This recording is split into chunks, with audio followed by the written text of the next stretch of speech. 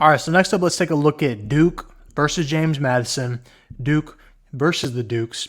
James Madison coming in at 32-3 is the 12 seed, led by Edwards and Bickerstaff. Absolutely dominating performance today against Wisconsin. Kind of bullied Wisconsin around, a major school. Really impressive win today. As far as Duke is concerned, coming in as the 4 seed, 25-8. All right, led by Filipowski and Tyrese Proctor.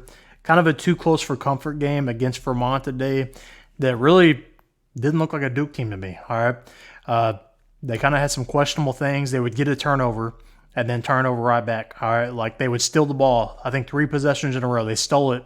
And then a guy dribbling down the court just lose the ball. Things you should be able to do in Pee Wee almost. It looked like that almost. And then also dribble right across half court, get trapped in the corner, just pick the ball up. Just baby Pee Wee stuff that shouldn't be happening at a major D1 school.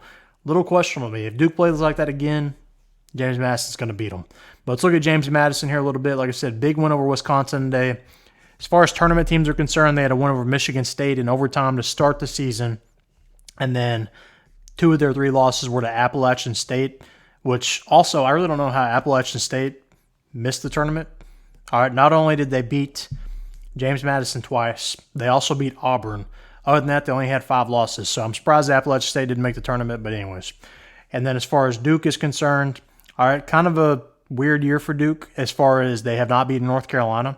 You know, usually you can at least split with them probably, but not this year.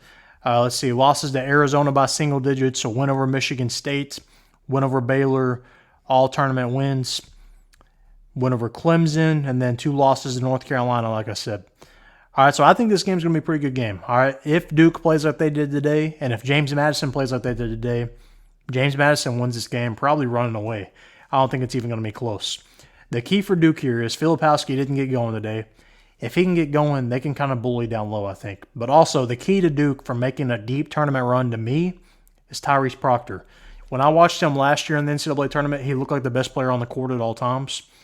He hasn't done that yet this year. I haven't seen it. I just haven't seen that come out of him yet this year. They've been a little too reliant on everybody else. And besides these 2 and probably Roach, if anybody else is trying to do something, it's not as good as those 3 options. You know what I mean? James Madison, on the other hand, like I said, they bullied around Wisconsin today. Wisconsin was kind of hot right now. All right, made a pretty good run in the Big Ten tournament, lost in the championship to Illinois. But James Madison, from the get-go, looked like they were trying to send a message that they're not here to play around. Like they can play with these teams. And I think they can. If Duke, like I said, doesn't play like they're capable of, James Madison's winning this game. I think James Madison, though, ultimately is going to win this game. All right, they look like they want to be here a little more than Duke does right now. And they, frankly, just look like the better basketball team right now. And unless Duke really cleans some things up over the next couple of days, it's going to be a James Madison win. They're going to be heading to the Sweet 16.